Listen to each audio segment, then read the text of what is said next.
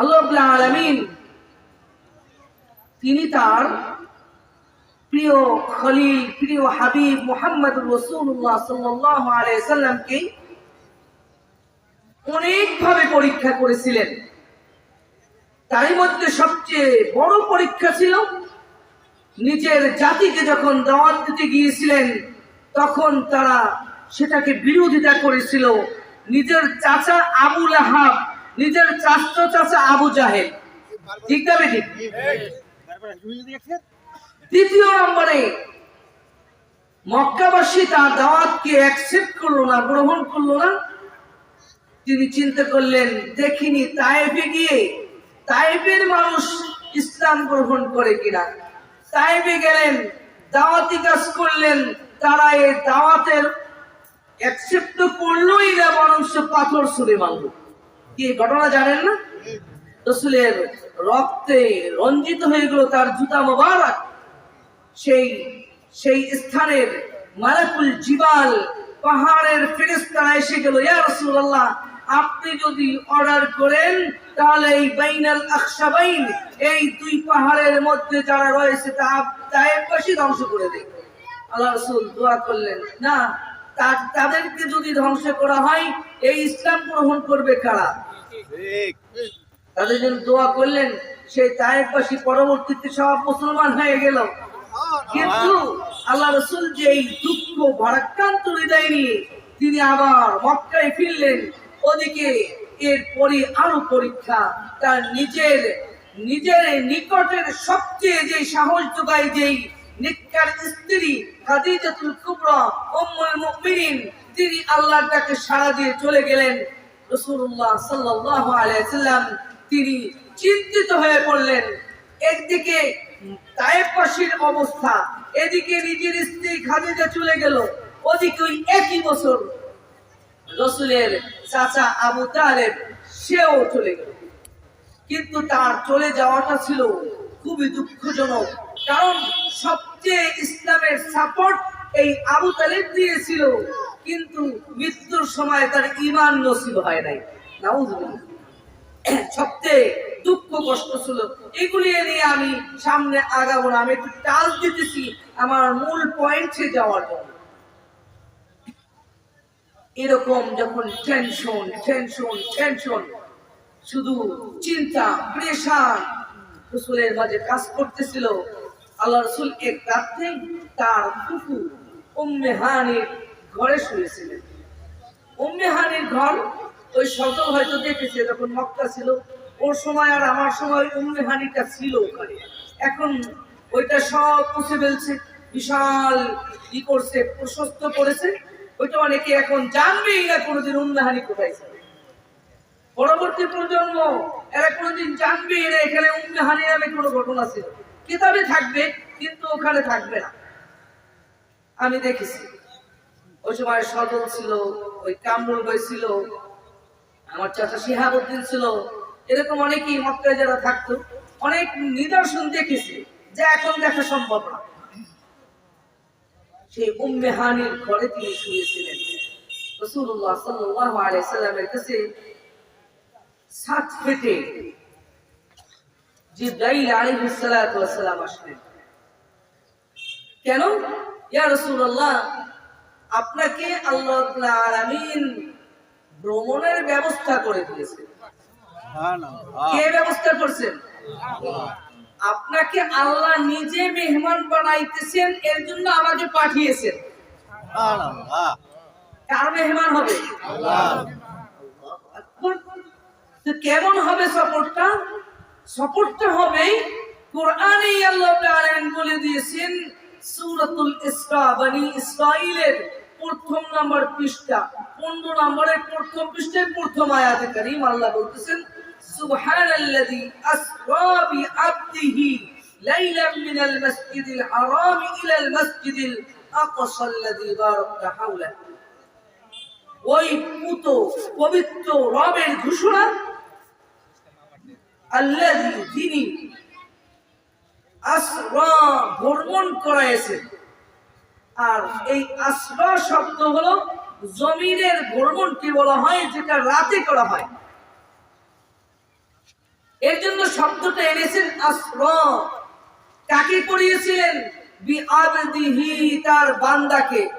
আল্লাহ রাসূল কি বলেন তো, ফেরেশতা না বান্দা? বান্দা কাকে বলে?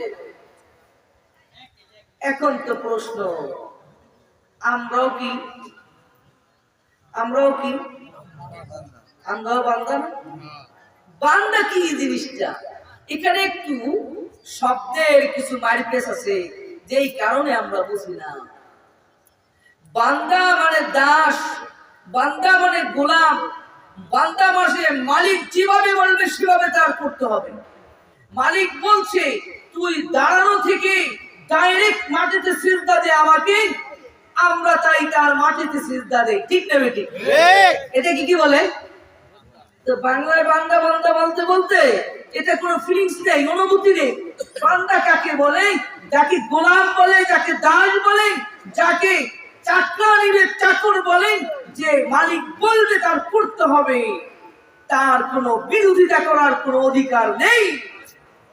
ঠিক না বেটি? এটাই কি বলে? গোলাম। এটাকে বান্দা বলে। আবদিহি আব্দুন। তাই আল্লাহ নিজে তার রাসূলের ব্যাপারে বলেছেন, আমার বান্দা তার বান্দা, তার গোলাম তার দাস। তো সবচেয়ে সাইয়্যিদুল মানে লিডার, এই দাসদের লিডার কে বলেন? আল্লাহ রাসূল। কে বলেন তো? সারা বিশ্বে যত দাস আছে, আমরা যারা গোলাম আছি, এই গোলামদের দাস লিডার কে বলেন? দাসদের লিডার কে? কি শুনতে খারাপ লাগে? ভিতরে আনেন, অহংকার চলে যাবে। বান্দা বান্দি বলতে বলতে মানুষের ভিতরে ফিলিংস হারিয়ে ফেলছে। আরে তুমি তো দাঁড়ানো থেকে ডাইরেক্ট অর্ডার করা হয়েছে দেখে তুমি চিন্তায় দাও। বলো তো, দুনিয়ার কোন মানুষ যদি বলে তুমি এরকম লুটিয়ে পড়বে? পড়বে? এই মালিকুল মুলক, এই বাদশাহীর বাদশা যিনি রব্বুল আলামিন, যিনি মালিক ইয়াউমিদ্দিন, কি সন্দেহ আছে? তিনি বলতেছেন নামাজ পড়, নামাজ পড়তে হবে। তিনি বলছেন রুকু কর, রুকু করতে হবে। তিনি বলছেন তোরে আমি যত সম্পদ দিই সমস্যা নেই, আমি খরচ করে দিলাম 2.5% যাকাত দিতে হবে, তাই দিতে হয়। ঠিক না বেটি? এই দেশে সরকার এসে যদি 1000 বলে টাকা বেরোবে না। কিন্তু যদি তোমার জান্নাতে যেতে হয়, যদি তোমার মৃত্যুর বরণ করতে হয়, কবরে থাকতে হয়, শান্তি পেতে হয়, তাহলে আমি মালিকুল মুলক তোমাকে আমি বলছি তোমার করতেই হবে। তাই তো প্রত্যেক দিন 5 ওয়াক্ত নামাজে ঘোষণা দিচ্ছি, ইয়্যাকা না'বুদু ওয়া ইয়্যাকা নাস্তাঈন। আমরা তোমারই দাসত্ব করি। কিন্তু বাংলায় মাইর দিছে, এইটাই অর্থ মাইর দিছে, আমরা তোমার ইবাদত করি।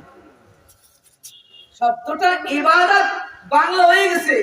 যেমন আযান বাংলার আরবি, কিন্তু আমরা কি মনে করি? বাংলা।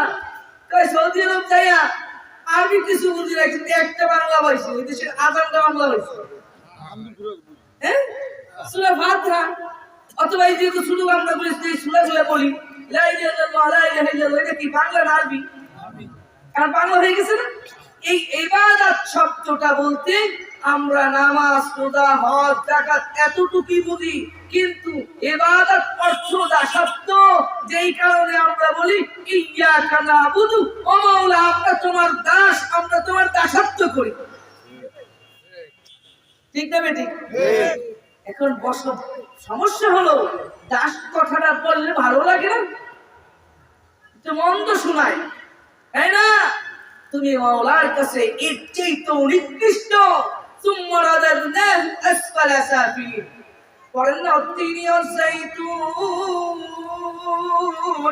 ওয়া তুরি সিনিন ওয়া হাযাল বালাদিল আমিন লাকাদ খলাকনাল ইনসানা ফি আহসানি তাকওয়িম।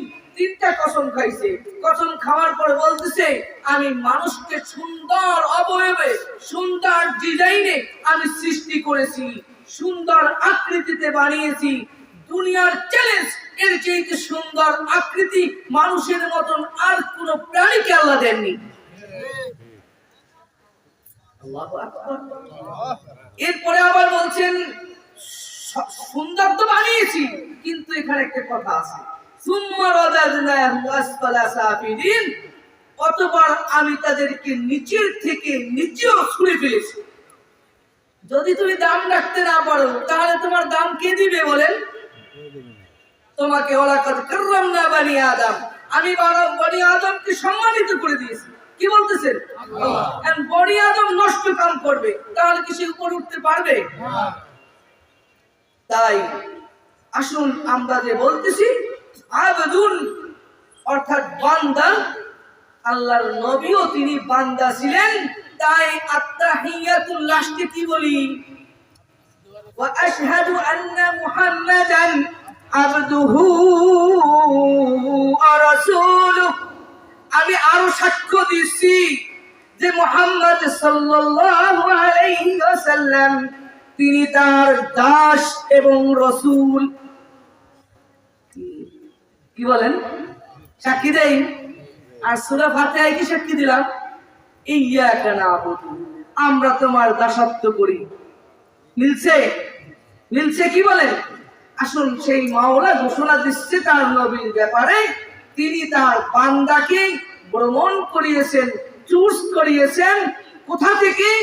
মসজিদুল হারাম থেকে, মক্কা থেকে, ইলাল মসজিদুল আকসা, ফিলিস্তিনের মসজিদুল আকসা পর্যন্ত। এখন প্রশ্ন, কখন, দিনে না রাত্রে? তাও আল্লাহ বলে দিচ্ছেন লাইলান, রাতের বেলা সফর করাইছেন। আবার বলতেছেন তো কেন সেখানে সফর করাইলাম? তাও বলতেছেন লিনুরিয়াহু মিন আয়াতিনা, আমি আমার নিদর্শনকে তাকে দেখাবো। আমি মাওলা কত কুদরতওয়ালা, আমি কত কিছু বানাতে পারি, কত কিছু করতে পারি, কত কিছু দেখাতে পারি, কত কিছু আমার আদেশে চলে। লিনুরিয়াহু মিন আয়াতিনা, আমি তাকে দেখাবো আমার নিদর্শনকে। কিন্তু আয়াতটা শেষ করছি কি দিয়ে? আরো আশ্চর্য, ইন্নাহু হুয়াস সামিউল বাসীর, নিশ্চয় তিনি শ্রবণকারী এবং দেখেন।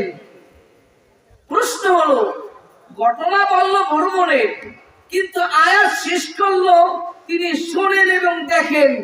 এর কারণ কি হতে পারে? আল্লাহু আ'লাম। আমি যতটুকু বুঝেছি আল্লাহু আ'লাম, যে রাসূলের সফরটা ডাইরেক্ট তদারকি আল্লাহ নিজে দেখছেন এবং শুনেছেন।